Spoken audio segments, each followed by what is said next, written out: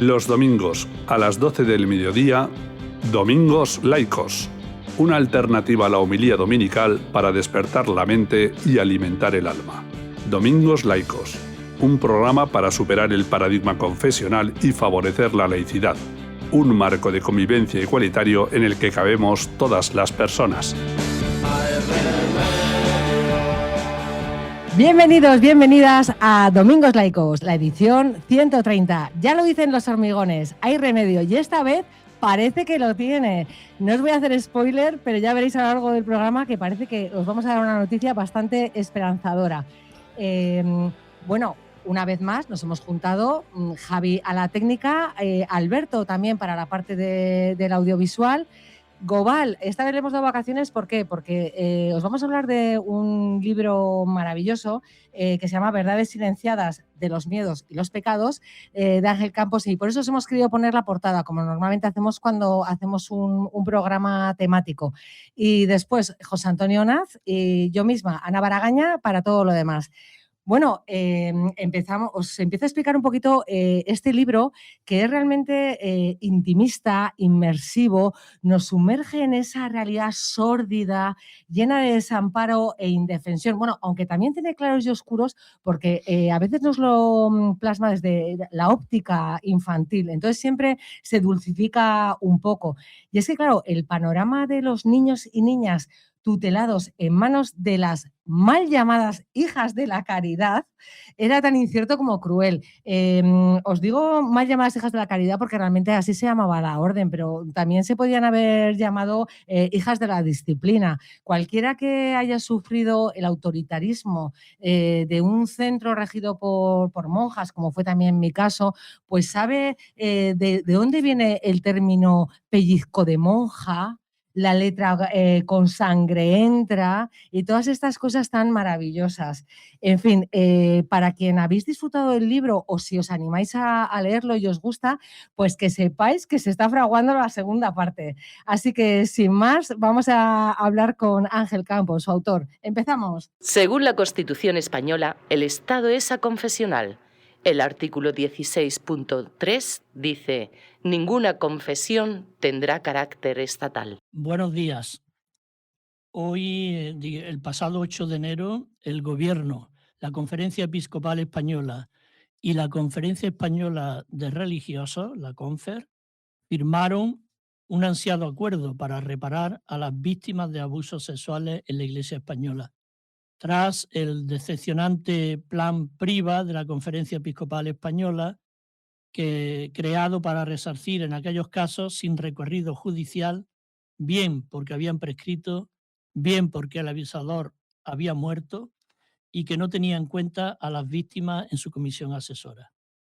Este nuevo acuerdo pretende enderezar el frustrante panorama en el que nos sumió PRIVA. Para ello, el Gobierno creará una unidad de tramitación para la recepción de solicitudes. A partir de ahí, la unidad de víctimas de la Oficina del Defensor del Pueblo estudiará el caso y elaborará la propuesta de reconocimiento de la condición de víctimas y su reparación. Finalmente, la diócesis, orden o congregación religiosa responsable del agresor deberá cumplir con las indemnizaciones que se fijen. En el caso de que no las pueda cumplir por asumir por el coste económico, la Conferencia Episcopal y la CONFER se harán cargo de los pagos o de ejecutar las medidas. A priori suena muy esperanzador, pero ¿qué piensan las víctimas? ¿Recobrarán la esperanza y romperán su silencio las que aún lo mantenían? ¿O retomarán las denuncias quienes habían desistido? Para hablar de todo ello, tenemos el privilegio de contar hoy con Ángel Campos, que ya conocemos en este programa, y autor del escalofriante libro Verdades silenciadas. En este describe la indefensión en la que se le sumió la falta de separación Iglesia-Estado en un país en que, al confundir moral con religiosidad, el Estado delegaba, y lamentablemente sigue delegando aún, la tutela de menores a órdenes religiosas sin ningún tipo de control y supervisión. Empezamos. Hola Ángel, ¿qué tal? Muchas Hola, gracias, Ángel, por dedicarnos tu tiempo. hola, bueno, gracias a vosotros por invitarme de nuevo al programa, que no me pierdo los capítulos que vais publicando habitualmente porque a cada cual tiene mucho hilo del que tirar y eso es muy interesante en una sociedad poco crítica y también a la par autocrítica con este tipo de cuestiones y con las cuestiones que habitualmente tratáis en el programa, que como digo, deberían de tener más visibilidad de cara a la sociedad, ¿no? Que a veces vive un poco de espaldas a esta realidad y prefiere estar en la realidad mediática eh, insulsa y sin contenido de verdad, ¿no? Entonces os agradezco que me invitéis. Bueno, y habrá más, porque claro, pues parece que habemos acuerdo y habrá que ver cómo se materializa, o sea que hay partido y eres una voz autorizada y nos interesa mucho tu opinión. De hecho, por ejemplo, comentábamos justo al principio, ¿no? Cuando uno, por ejemplo, tiene un accidente de tráfico, está muy normalizado que una compañía de seguros cuantifique todos y cada uno de las cosas a restaurar, a reparar, y está normalizado recibir una indemnización.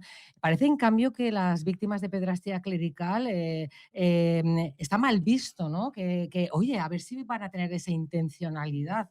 De hecho, tú, por ejemplo, cuando describes en tu libro el reencuentro que tuviste con un abusador recurrente, no buscabas tampoco una reparación económica, simplemente explicaciones, una disculpa, su arrepentimiento, pero vamos, yo no veo nada ilícito ni que haya nada malo en también pedir que se cuantifique esa reparación. Entonces, yo no sé si tú has intentado algún tipo de reparación económica a través de Priva o si incluso te planteas ahora con este nuevo acuerdo del gobierno con la conferencia episcopal y Confer el intentarlo.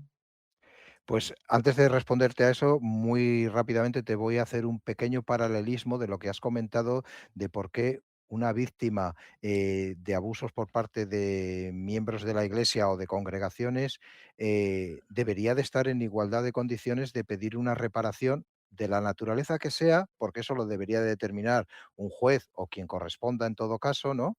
Cuál es la naturaleza, cuáles son las cuantías, como sucede en un juicio civil o de lo que sea, porque tú tienes un problema, vas por la calle, te tropiezas en una alcantarilla que no está señalizada por la parte del ayuntamiento y tú emprendes acciones legales para demandar por ese problema que hayas tenido, ya sea físico o psicológico, porque has tenido un trauma en ese momento, y entras en un proceso en el que se te escucha, se escucha a la otra parte, se toman las medidas correctoras y en todo caso, si tú has sufrido una lesión física o psicológico o emocional que te ha afectado o te impide el desarrollo habitual de tu día a día, tú eres indemnizado. O sea, tú denuncias a alguien porque te sustrae, porque te empuja, porque te hace cualquier, te insulta, las injurias, los famosos delitos por injurias, y tú tienes derecho a ser resarcido en la forma y manera que un juez considere, que muchas veces suele ser indemnización económica para, de alguna manera, paliar el daño que se haya podido hacer a esa persona. ¿Por qué en este caso no? Si el daño que se hace es permanente, es a nivel físico y psicológico, perdón, y como digo, es de por vida en el 100% de los casos. O sea, no conozco una sola víctima, y mira que conozco bastantes, que me diga que con 25, con 30, con 50, con 70, con 80 años ha conseguido superar eso, porque no lo superas, sobre todo porque eso es una impronta en la infancia, es decir, se te queda en el cerebro casi, ya no en el reptiliano, pero se te queda en la memoria de largo plazo para el resto de tus días y eso no hay quien lo arregle, además de que tú entras también en otras cuestiones como son psicólogos o psiquiatras, medicación, entras en unas dinámicas que no tendrías por qué estar en ellas. Entonces, ¿quién se hace cargo de eso? Obviamente, como la víctima, y en mi caso, yo hice un careo con esta persona, no le voy a llamar victimario porque es lo que a la iglesia le gusta y a mí es que ya me repatea un poco ese término, pero bueno, el Ujú. abusador en este caso me miró casi como sonriendo y diciendo: "Uy, pero si eres tú, si, ay, me acuerdo de ti y tal", pero negando la mayor, que era el por qué estaba yo ahí, mm, mm, pues no sé, pero 30 y pico, 40 años después, estaba yo ahí para ir a verlo y saber y mirarle a la cara y decirle: "Oye, ¿tienes algo que decirme? Porque creo que tienes algo que decirme, y esto no ha sucedido". Entonces, cuando yo he ido a ver a esta persona, yo no he buscado ninguna reparación económica, porque ni siquiera en mi cabeza, ha entrado nunca el pensar: "Necesito una reparación económica". No, yo he sufragado mi vida, pues, como el resto de personas, como buenamente he podido, y eso implica también, pues, tratamiento psicológico y otras cuestiones, ¿no? Y no he ido a esa persona, a ese abusador, a decirle: "Oye, que tú me tienes que pagar por lo que me has hecho". No es esa la intención. A veces buscas una reparación, emocional, moral, interior, no digo espiritual, porque no es la reparación que yo quiero, pero sí es la que me ofrecía, el la diócesis, en este caso de Valladolid, Ujú. ¿no? Y yo digo que con una reparación espiritual no voy ni a la vuelta de la esquina, o sea, no me soluciona, todo lo que he pasado. Entonces, hay que perder ese miedo a tener que reparar víctimas, porque es lo que dices tú, si se repara a una víctima de un accidente, ¿por qué no se puede reparar a una víctima de un abuso continuado en una etapa de su vida en la que no se ha podido defender?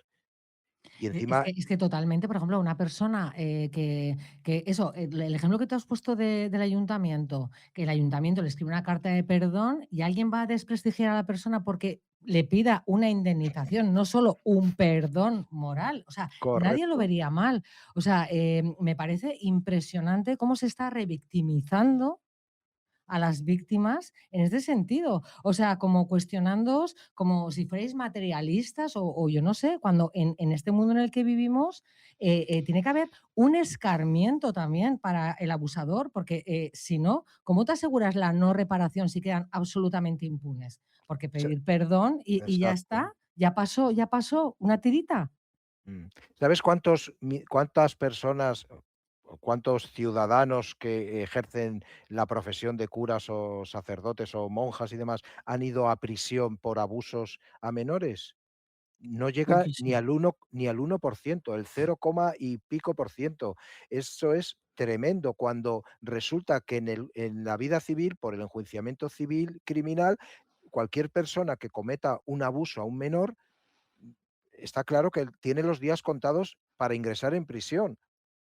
Ojalá sucediese esto también en el marco de la Iglesia Católica, que un sacerdote o una monja cometa un delito de abuso a menores y que pague como paga todo hijo de vecino en la cárcel, y luego que la Iglesia, como subsidiaria responsable, se haga cargo de las costas y de resarcir a la víctima. Eso es lo correcto en un Estado democrático de derecho y donde la justicia tiene que prevalecer por encima de estos poderes canónicos que se montan su justicia paralela para encubrir, trasladar y, en todo caso, perdonar, con este perdón divino que ellos se han inventado, que no paga facturas ni psicólogos, ¿eh? Totalmente. Bueno, en el libro dedicas todo un capítulo a animar a las víctimas a romper su silencio por encima del miedo, la culpa o la vergüenza que deben superar, ¿no? ¿Por qué es tan necesario, dices, no solo para las víctimas, sino en general, que rompan este silencio? Por la misma razón que yo he tardado casi 40 años en poder hablar, porque no me he sentido amparado, no sabía a dónde acudir, no tenía claro cuáles eran las vías, no entendía ni siquiera si aquí había prescripción o prescribilidad, no la había, o sea, en qué situación jurídica estaba este tipo de cuestiones cuando es la Iglesia con la que has topado, ¿no? Y claro, ahora, después de varios años recorriendo este tortuoso camino donde he tenido que ver con abogados, con el dicasterio para la doctrina de la fe, entender cómo funcionan, entender qué mecanismos no funcionan y encontrarme con víctimas que estaban igual de perdidas que yo o más, me he visto en la necesidad de decir, al final de aquí, si consigues de ese libro sacar el resumen de que si conoces a alguien que ha pasado o pasa por estos procesos o que pasó en su infancia por estos procesos, da igual la edad que tenga, aunque tenga 80 años, 90, no importa, no se trata de edad, se trata de lo que has albergado y que no puedes sacar fuera, animarle a denunciarlo. Hoy en día, por suerte, hay vías. Yo fue de casualidad que descubrí lo del país y contacté con Íñigo y a partir de ahí, pues la cosa fue andando, no fue fácil. Tuve que aprender muchas cosas por el camino, entender cómo funcionaba esto y quiénes estaban de un lado y quiénes estaban del otro lado para tener cuidado a la hora de relacionarme y no cometer errores y entregarme a las manos de los que me podrían incluso latigar más o revictimizar más, que me pasó al principio, por supuesto, ¿no? Te equivocas de bando y resulta que caes en el bando de los que van a protegerlos a ellos. De Y los en topos. sí, básicamente, y en tu ignorancia o en tu ingenuidad, pues cometes esos errores. Y luego además me animó mucho el conocer a alguna víctima joven, muy joven, que había pasado por estos procesos que no se había atrevido todavía ni a contárselo a sus padres.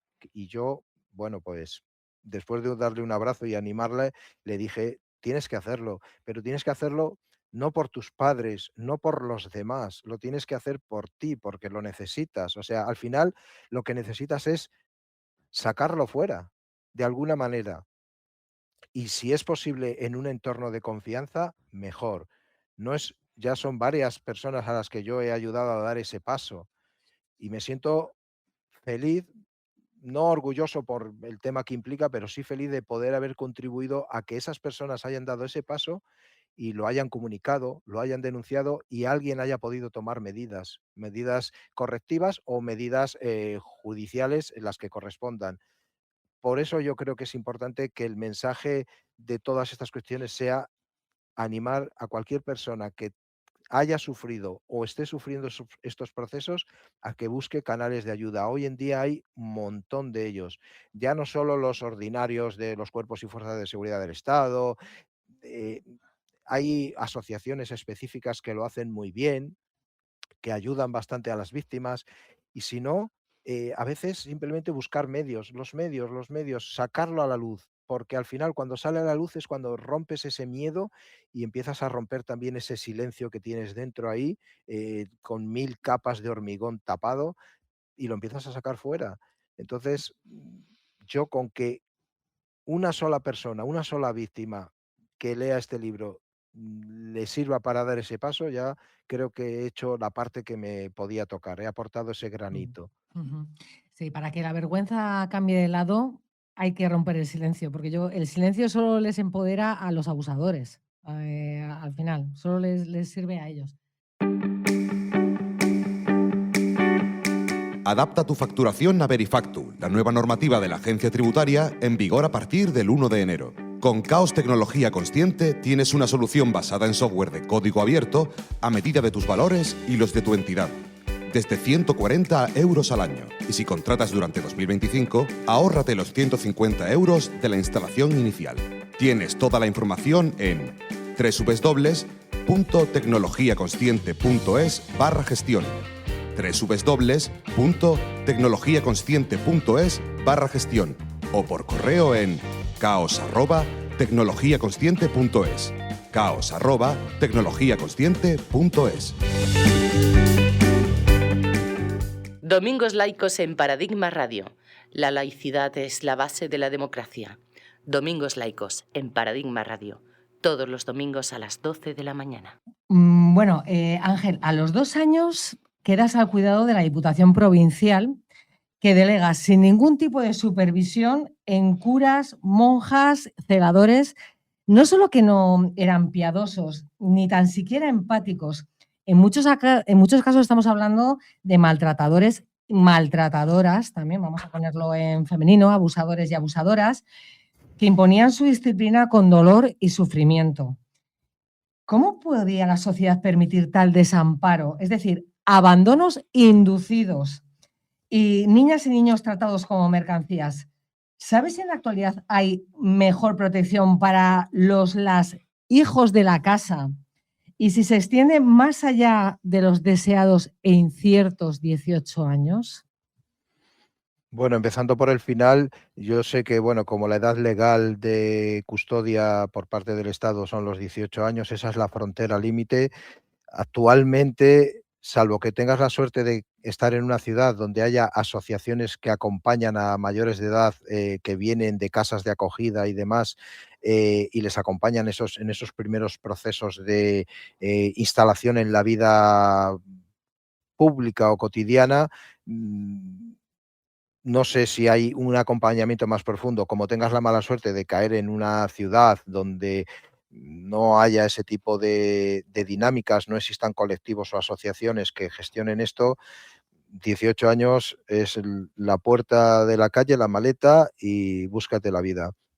Y yendo hacia atrás, diría que, bueno, que por suerte creo que a principios de los años 90 ya empezaron a cerrarse centros como el que yo estuve desde los 2 años, se empezaron a cerrar centros con distintas disculpas, la inviabilidad económica, tal, pero bueno, la cosa es que había por detrás muchas cosas que tapar y que sellar, ¿no? Con sellos de lacre y enterrados a muchos metros bajo tierra para que sigan hasta hoy así, en esa situación, ¿no?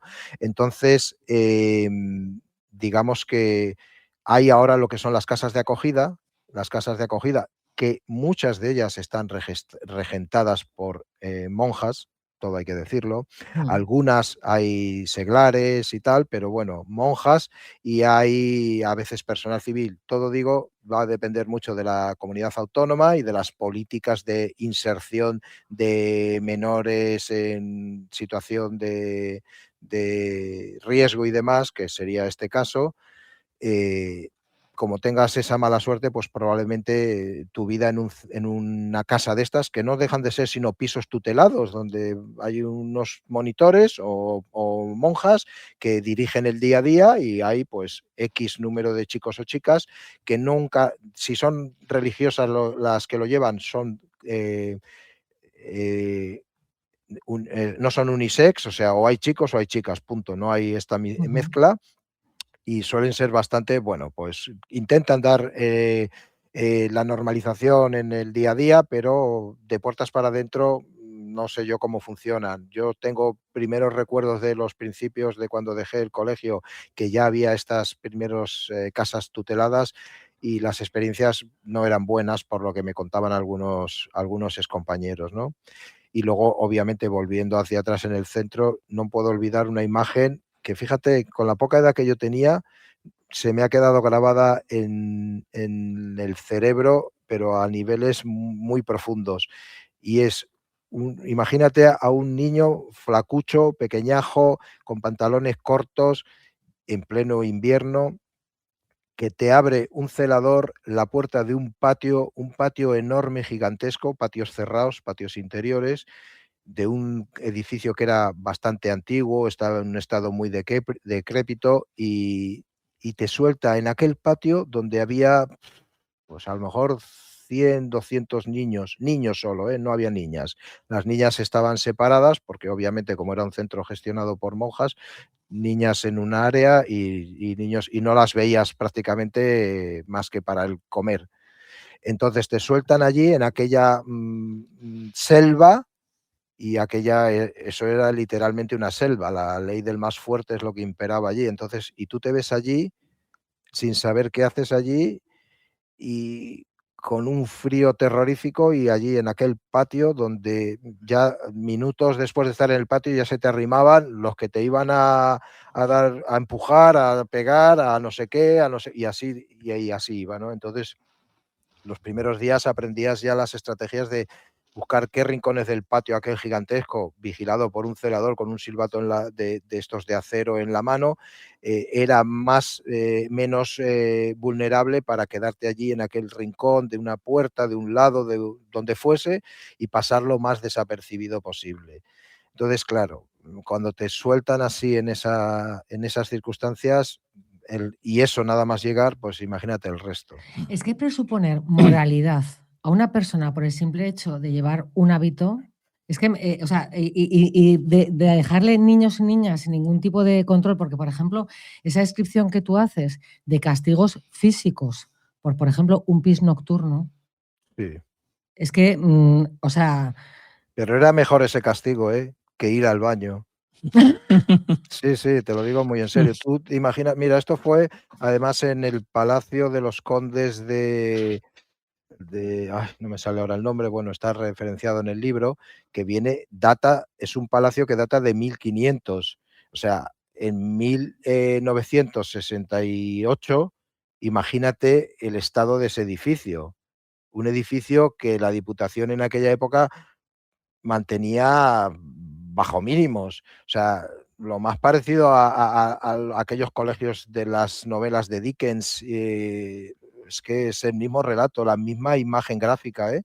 Entonces eran lugares donde me acuerdo que los baños estaban en los torreones, que eran las esquinas, las torres altas, y en la parte de arriba del todo aquello, a ver quién se atrevía a las 2 de la mañana a levantarse de un dormitorio donde habíamos 100 durmiendo y ir hasta subir aquel torreón tú solo para ir al baño. ¿Qué va?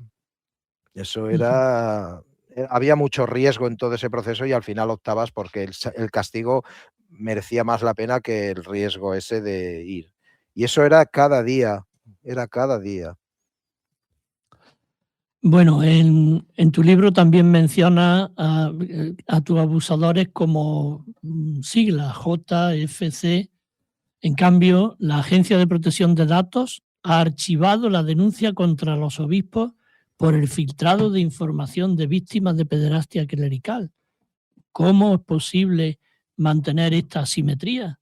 ¿Cómo se puede proteger la confidencialidad de los abusadores más que de sus víctimas? Pero esto es una norma en este país, proteger a la persona que comete el delito y poner y exponer en los medios y a viva voz a la persona afectada, a la víctima. Esto es un clásico en este país, no es de ahora. O sea, siempre se ha tapado el nombre, no solo se ha tapado, sino es que hasta no se deja que se fotografíen, si los detiene la policía les tapan la cabeza, los llevan a escondidas, pero la víctima la exponen y la exponen de una manera que casi la sacan las piel a tiras luego. Entonces, no me extraña nada. Yo, ¿por qué utilizo siglas? Incluso en el libro muchos nombres están cambiados. Yo tengo la lista de la relación real entre el nombre cambiado y el nombre real por si un día un juez me lo pide, pero están cambiados porque es muy curioso que yo he recibido amenazas de monjas que están vivas todavía que han dicho que me van a denunciar por capítulos que hay en el libro donde hablo de ellas, evidentemente. Yo, claro, les he invitado a denunciarme porque me encantaría que lo hiciesen, porque entonces ahí se expondrían y dejarían en evidencia su propio relato.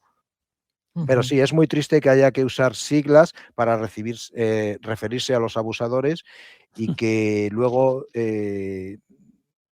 la víctima sea expuesta, se filtren datos, como le pasó a la conferencia episcopal, con su famosa lista que le pasó al bufete la este Cremades. de Cremades, etcétera. Entonces, es que no es nada nuevo, por desgracia, ¿eh? Pero yo doy nombres y apellidos el día que haga falta, porque, aunque no dé el nombre ahora, sí te puedo decir que el JF era un alto cargo de la Diputación de Valladolid, del Partido Socialista. Esto mismo se lo denuncié al propio presidente del gobierno y tengo la carta del presidente del gobierno dándome la palmadita en la espalda, diciéndome que lo sentía mucho, pero que nada más. Digo, pero mira, tienes a esta persona en tus filas, en tu partido, tú eres no solo el presidente del gobierno, sino El además secretario. todavía era el secretario general. Mm. Digo, deberías de tomar alguna medida, ¿no? O interesarte, porque lo hizo en el ejercicio de sus funciones políticas y en el ejercicio de sus funciones en la Diputación. Entonces, utilizó su puesto de trabajo para tener acceso a menores de edad y hacer de su capa un sayo, y que se los llevaba a un restaurante. Es que además con este JFC es lo más parecido al caso Bar Madrid. Este nos llevaba a un restaurante en la ciudad que se pagaba con dinero de la Diputación, así de claro, a comer, y luego ahí aprovechaba, tómate esto, y que esto que es, yo soy menor, yo no bebo. Bueno, no dices soy menor porque ni lo piensas, toma, bébete esto y tal, y tú no quieres, pero vas entrando en la dinámica y hasta que te das cuenta de que te ha emborrachado.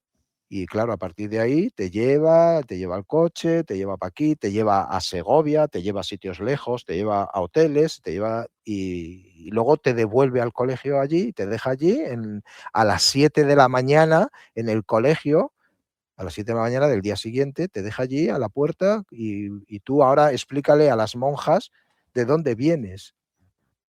O sea, te mete en una dinámica, este señor, que es la segunda parte del libro, me metió en una dinámica de que cuál era más vergüenza, lo que me estaba haciendo siendo yo menor de edad o el contarlo.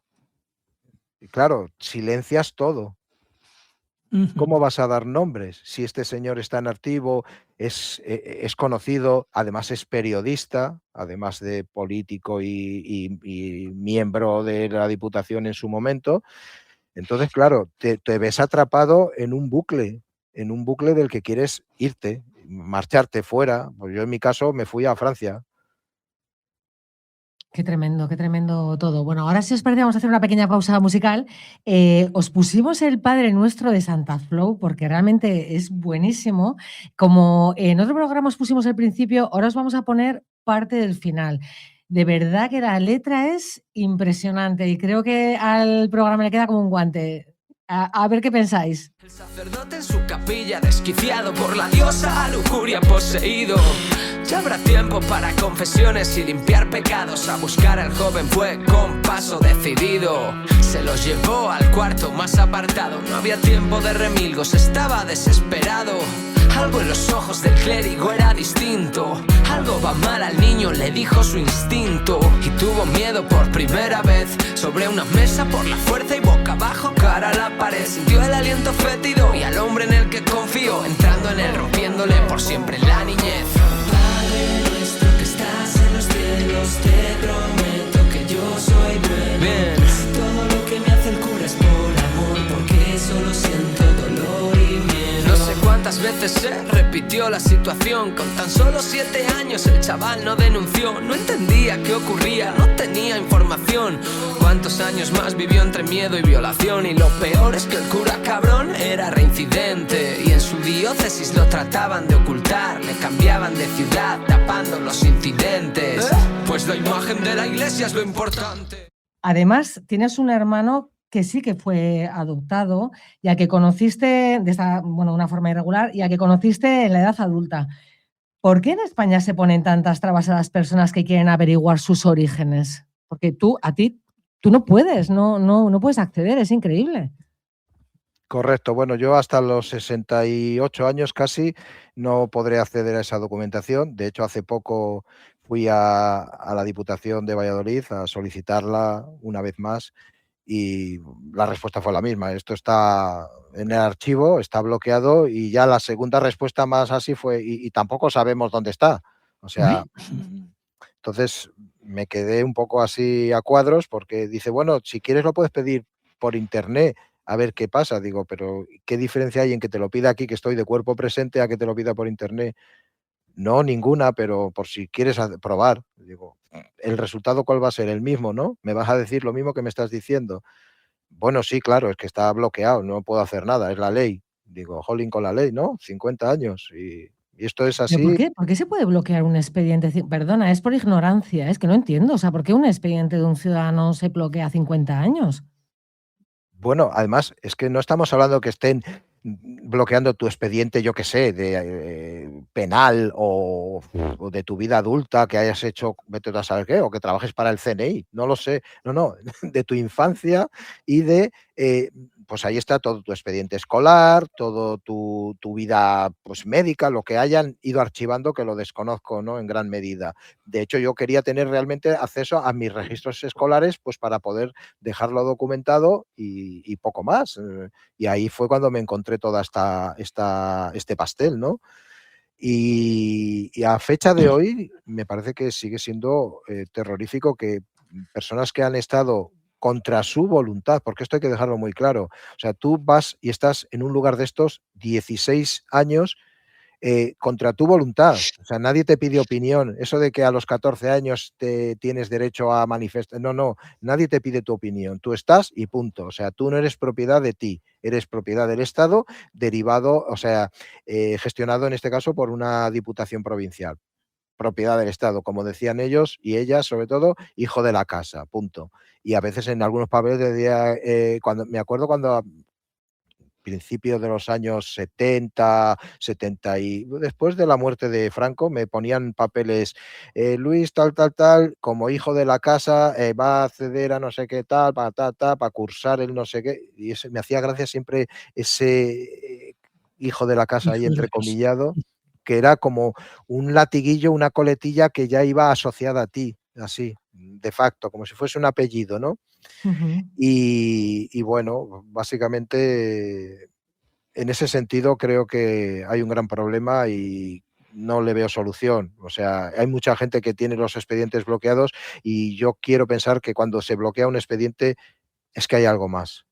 Sí, pero o sea, ¿te lo argumentan de alguna forma? O sea, No. ¿el por qué está bloqueado? No, está No, bloqueado y está ya está. bloqueado por ley y tú pides explicaciones y preguntas y dices, pero a ver, es mi expediente escolar, que es que no estoy pidiendo dinero o que me deis acceso a los fondos reservados del Estado, no, que estoy pidiendo mi expediente académico desde que entré hasta que salí, punto. Ujú. Bloqueado 50 años. ¿Qué lo justifica? ¿Qué hay ahí? Luego, claro, cuando empiezas a tirar del hilo y vas, pues como me pasó a mí, que además fue otra cosa que me encontré así de golpe. Me acuerdo que me estaba haciendo yo, fue para el carnet de conducir concretamente, perdón, y tenía que presentar el certificado de nacimiento y todo el rollo este y tal, por lo menos en aquella época me lo pedían. Y entonces yo no estaba en Barcelona, yo estaba en Canarias, claro, yo nací en Barcelona, entonces, aunque luego he vivido en Valladolid, para mí, en contra de mi voluntad, ¿no? Entonces, cuando yo, en uno de esos viajes que hice a Barcelona, fui expresamente al registro civil a pedir el certificado de nacimiento, la partida de nacimiento, ¿no? Ujú. Y me acuerdo que en el registro civil de Barcelona llamaron a un psicólogo, bueno, fue una psicóloga la que fue, para que me asistiese antes de poder acceder al documento. Yo no lo entendí, pregunté, ¿y para qué quiero yo una psicóloga? Si vengo a recoger un papel, pues como todos esos que hay ahí en las filas, en las ventanillas de al lado. No, espérate un momento. Bueno, vino una psicóloga y tal, me dijo que, mira, que si necesitaba cualquier cosa, que ella me asesoraba, lo que fuera, no lo entendí. Y entonces me sacó, me recuerdo la partida de nacimiento, y era como esas hojas del FBI que están todas con líneas negras tachadas y así rayas diagonales, tachado, en ese plan. Solo ponía mi nombre, la fecha. Curiosamente, según el registro civil, me registraron con 12 años. Cuéntamelo tú ahora. Claro, si tiras del hilo, con 12 años fue cuando me intentaron adoptar una familia de Barcelona. Blanco y en botella. Es Ujú. decir, yo luego supe que esta familia pagó un dinero, creo que unos 5 millones de pesetas de la época, a las monjas para que me dieran a ellos, pero luego hubo algo o sea, estuve durante un par de años yendo, me llevaban las navidades, el verano, tal, la Semana Santa, estas cositas, ¿no? Te llevaban, te traían, pum. Allí pues hacías vida de un niño normal, de una familia normal, en tu habitación, tus paseos, tú esto, lo otro, vamos a la playa, vamos aquí. La vida que pues todo niño quiere a esa edad. Quería lo que a veces veía en el colegio, porque hubo unos cursos que nos llevaba, me acuerdo que fue sexto y séptimo de GB, nos llevaban a la ciudad a un colegio, nos dejaban allí y nos recogían y nos llevaban. O sea, te soltaban, estabas en el colegio, te recogían y te volvían a llevar arriba al orfanato, ¿no? Entonces, pero ese rato, esas 4 o 5 horas, o sí, no sé, era mañana y tarde en aquella época, me 5 o acuerdo, 6. pues te relacionabas con chicos y chicas normales de tu edad que tenían vidas normales y que hacían cosas normales de un niño de esa edad, no lo que hacíamos nosotros en el colegio. Ujú. Sí, bueno, recientemente el Papa se reunió con la Asociación ANIR de Víctimas y con Bolaños para tratar el tema de la reparación en España, ¿no? Por otro lado, han iniciado una investigación por abusos sobre el obispo de Cádiz, Rafael Zornosa, que podía haberlo resuelto simplemente aceptando la jubilación y callando el asunto, ¿no? ¿Qué piensas del nuevo Papa? ¿Crees que tiene una disposición algo mayor de ahondar en este tema, en esta senda de reparación que tan lentamente se ha ido iniciando? Porque con los anteriores, Francisco parece que algo, por lo menos de palabra decía, pero los anteriores trataban de ocultar, etcétera. ¿Ha cambiado algo? ¿Hay una senda que permite esperar algo? Bueno, te voy a responder como a mí me gusta responder, con cifras. Fíjate, te voy a poner un ejemplo que lo va a dejar clarísimo todo. ¿Sabes cuántos obispos fueron destituidos en el pontificado de Francisco, del Papa Francisco? 3. Ujú. En el pontificado de León 14, Sí, 14. se han destituido en 6 meses 47 obispos. Joder. 47. Eso ya la cifra lo dice.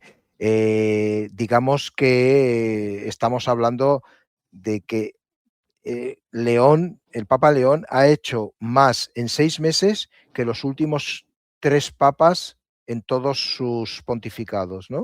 O sea, creo que ya la cifra lo dice por sí solo. Este Papa tiene las cosas muy claras. Ha endurecido mucho el discurso de la pederastia en la Iglesia. Ha hecho una reforma estructural dentro de la Iglesia, sobre todo, bueno, ha eliminado delegaciones locales y ha impuesto no solo sanciones automáticas, sino laicizaciones de curas. Eso, ¿sabes cuánta cifra de laicizaciones hubo en el pontificado de Francisco, perdón? 70. ¿Sabes cuántas lleva el Papa León? 1000. Eso ya lo dice todo. Sí, 1000. Y todo eso, aproximadamente unas 1000. No es 1000 la cifra exacta, Sí. pero está ahí. Entonces eso está demostrando que por qué están acelerándose las cosas, por qué la conferencia episcopal ha tenido que pasar por el embudo, porque desde Roma están empujando para que el embudo tenga el agujero más grande y entren más y van a pasar más cosas y iremos viendo los casos, o sea, hasta ahora lo de ver caer obispos era una rareza. Ahora están cayendo uno detrás de otro, pero no solo como encubridores, sino también como abusadores y comisionantes de delitos de abuso a menores, de forma directa o de forma consentida. Sí, porque todas estas destituciones, todos estos son por causa de abuso, ¿o hay también otros temas? Bueno, ahí la cifra ya no te sabría decir porque yo ahí sí que he ido poco a poco recogiendo cifras más o menos generales, pero todas dentro del programa de tolerancia cero. Fíjate que el Papa Francisco hablaba de tolerancia cero, el Papa León le ha dado una vuelta y lo llama tolerancia cero absoluta. Sí, así tal cual lo describe como tolerancia cero absoluta. Y ha adoptado ese rol más proactivo y sobre todo punitivo, que yo creo que es importantísimo, Sí. que empiece a haber punición contra estos casos para que desde dentro, los de dentro, tengan más miedo, sepan que sus acciones tienen consecuencias. Esto es algo que necesitan escucharlo y además necesitan escucharlo incluso en sus propias oraciones y convertirlo en un mantra. Todo lo que yo haga que cause daño a un menor, lo voy a pagar y lo voy a pagar en vida y lo voy a pagar con cárcel y encima el obispado o quien corresponda se va a tener que hacer cargo de la sanción económica, de la indemnización o lo que corresponda. Eso es a lo que tienen que tener miedo, porque si el Papa León sigue este camino, caerán muchos más y ojalá también algún que otro cardenal para ejemplarizar más todavía, que los hay, ¿eh?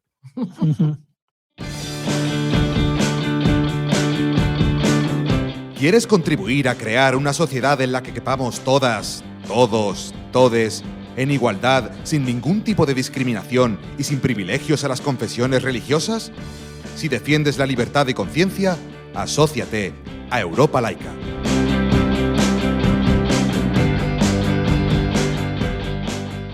Domingos laicos en Paradigma Radio.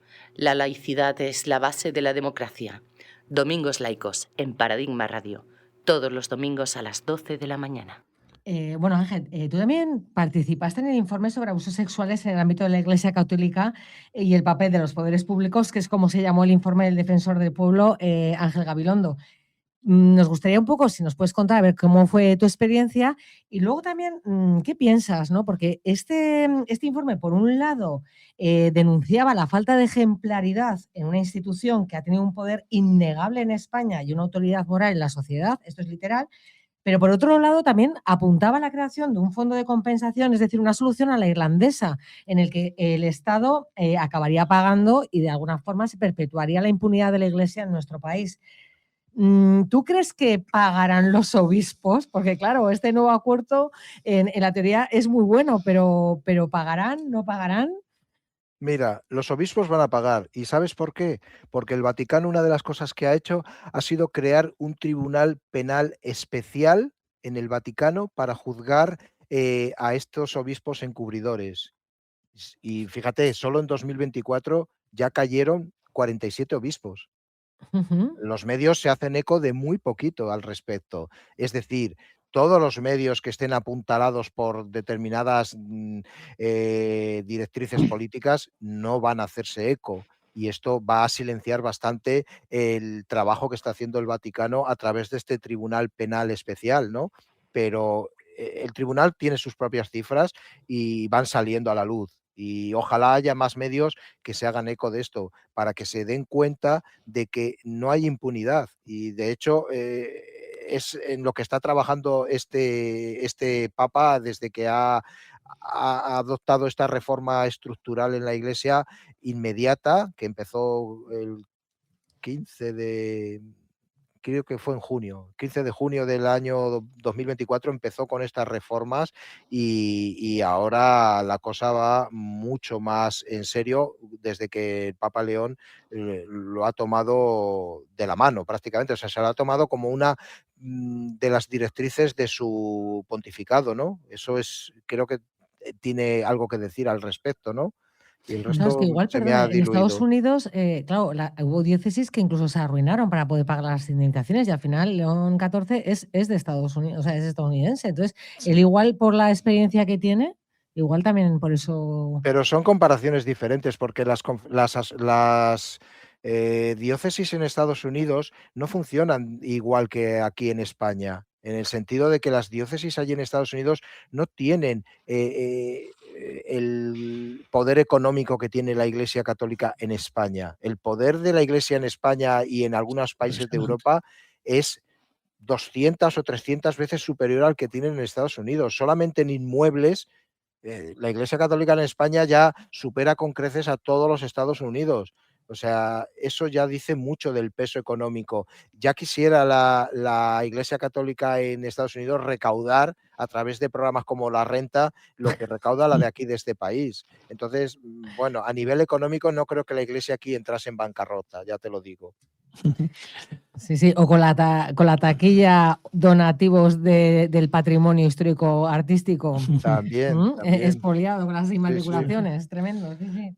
Por Bueno, no pues hablar de las obras de arte, todo el capital de arte que conserva la Iglesia como un patrimonio personal de la Iglesia, ni siquiera tutelado por el Estado. No, no, o sea, la Iglesia tiene patrimonio cultural y patrimonio artístico que no pasa por caja. Bueno, para terminar, en tu libro afirmas, literal, la fortaleza de tu voz, de tu denuncia, radica en la verdad y en la determinación de impulsar cambios en la ley, en los políticos y en la sociedad. ¿Podrías concretar a qué cambios te refieres? ¿Qué leyes o Evidentemente, qué? sí, evidentemente me refiero a darle una vuelta de 360 grados a la ley Rhodes, principalmente, a la ley Rhodes, perdón, Ujú. a la prescribilidad de los delitos, o sea, que se elimine la imprescriptibilidad, o sea, perdón, que se determine imprescriptibilidad y se eliminen esas barreras de los 35 años, de los 40 años y todo eso, porque eso lo que está dejando fuera del sistema de la reparación probablemente sea a más del 70% de las víctimas. Es una cifra muy alta, ¿eh? Ujú. Más del 70% de las víctimas de pederastia por parte de miembros de la Iglesia Católica de este país están fuera por la propia ley Rhodes, que les impide tomar acciones legales. Entonces, se tiene que legislar de una manera más punitiva y menos de amistad, menos de, bueno, es que es la Mm. iglesia, no, a ver, no lo hacen tal, no, esto no, no, no. En todos los estamentos, no solo la pederastia en la iglesia, sino en los colegios, en la educación, en el deporte, en todo, en intrafamiliar, en todos los entornos se tiene que legislar, pero con más dureza, que haya castigos más ejemplarizantes, penas de prisión y sanciones económicas. Y otra cosa muy importante, la ley tiene que contemplar a las víctimas que han fallecido y no han visto su reparación en vida, que Ujú. sus familiares o las personas que dejaron en vida puedan de alguna manera ser receptores de esa reparación. Hay muchos casos, yo he conocido casos de estos en el País Vasco, bueno, más bien en Navarra, y te dejan los pelos de punta de escucharlos, cómo sus hermanos en vida sufrieron este silencio y pasaron por todas estas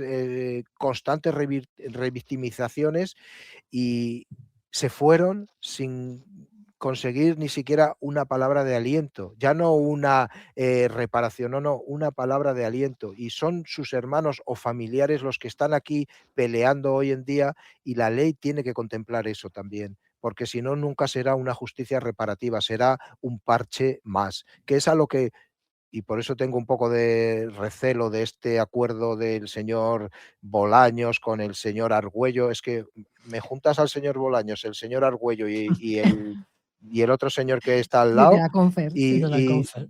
sí, exactamente, y me da un poco de repelús. Entonces, yo creo que tiene que haber una ley por encima de estos acuerdos. No se pueden tomar acuerdos como el que se va a un bar, se toma 2 cervezas, se choca la mano y dice: "Venga, vamos a hacer esto". No, tiene que haber legislación, y tiene que haber legislación clara, porque están implicados menores, o por lo menos los que un día fueron menores y no tuvieron ese derecho a ser escuchados y a que se juzgase de acuerdo a la ley de enjuiciamiento civil o la de enjuiciamiento criminal, si fuese el caso. Entonces sí, tiene que haber una ley, tiene que haber una legislación más dura, más severa y tiene que punir. Y yo creo que las vías punitivas más claras son penas de prisión, sanciones económicas, pues como si tú cometes un delito y lo pagas ahora y lo pagas como manda la ley y determina el juez. Pues exactamente lo mismo. Es que no se pide nada más y que se quiten de la cabeza de que ahora las víctimas de pederastia en este país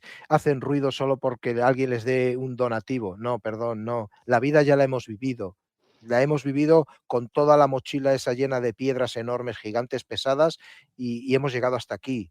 Y ahora queremos que nos escuchen a todos y a todas, que las escuchen, porque hay auténticos casos sangrantes que están silenciados por el miedo, no solo el miedo en el entorno familiar a contarlo, sino en el entorno social y en la sociedad en general. Ese miedo y esa vergüenza existe y todavía está muy latente, y sobre todo el miedo a enfrentarte a la iglesia.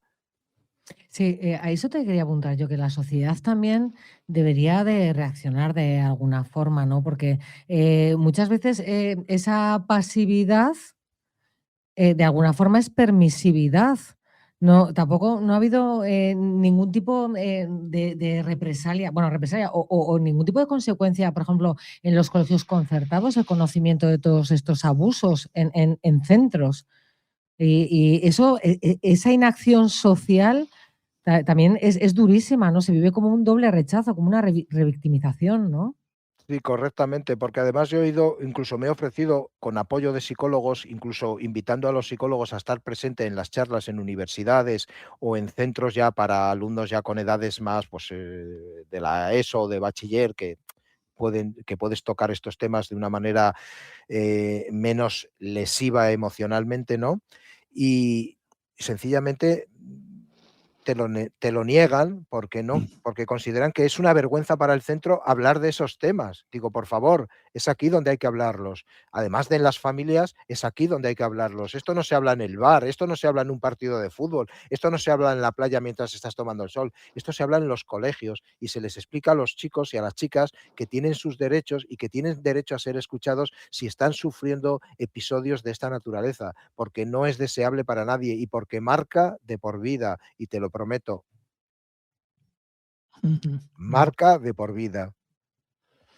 Y tú, finalmente, nos queda un minuto, ¿vas a intentar la reparación con este acuerdo? ¿Vas a hacer alguna solicitud o no vas a entrar? Bueno, yo estoy en la lista del Defensor del Pueblo, mi caso está ahí documentado, no te sabría decir en qué página exactamente porque son 1.700 páginas, es una barbaridad, pero está ahí y yo evidentemente, inicialmente no tenía intención porque estaba bastante cansado de todo este tema, pero el otro día hablando con una de las víctimas, de las primeras víctimas que denunciaron de Salamanca, Javier Paz, se me encendió la bombilla y dije, ¿y por qué no? O sea, ¿a quién le he quitado yo algo? Yo no le he quitado nada a nadie. A mí sí me han quitado algo. Es justo pedir esa reparación. Y sí, lo voy a hacer. No espero nada, te lo digo sinceramente, pero lo voy a hacer solo por demostrar que los pasos se dan andando, que solo hablando no se dan pasos, también hay que andar y hacerlo. Y luego tropezarte contra un muro o seguir. Eso ya es el capítulo siguiente de esta historia que, bueno, a ver si el gobierno de verdad se pone las pilas. Tengo más fe al Defensor del Pueblo y que él exija a través de sus canales que se cumpla que a lo que sea la parte del Ejecutivo, que me da más repelús. Me alegro un montón, Ángel, de verdad, y estamos contigo, absolutamente. Y seguiremos en contacto para ver cómo sigue todo esto. Por supuesto, porque nos tenéis que contar, a ver si realmente esto se materializa como prometen. Un beso enorme, de verdad. Sí, dime. Gracias. No, que yo solamente espero que si alguien lee el libro de casualidad y tal, que piense que el objetivo más importante aquí es hablar, contárselo a alguien, expresar lo que, porque a lo mejor te ves reflejado o reflejada en un capítulo, en un párrafo y dices, ¿y por qué no? Yo voy a dar ese paso. Eso es con lo que me gustaría que acabase sucediendo, que den ese paso. Muy bien. Claro que sí, para que la realidad cambie hay que dar ese paso, como dice Ángel, hay que reaccionar, no nos podemos quedar en casa quietos parados. Así que ya sabéis, si os interesan las temáticas que tratamos, meteos en laicismo.org y arriba a la derecha tenéis la posibilidad de asociaros. Y si os apetece conocernos y disfrutar de lo que va a ser el segundo Congreso de Europa Laica con su 25 aniversario, eventos.europalaica.org. Nos escuchamos una semana. Un beso enorme. Hasta luego. Aquí acaba el Domingos Laicos de hoy. Si te ha gustado, compártelo.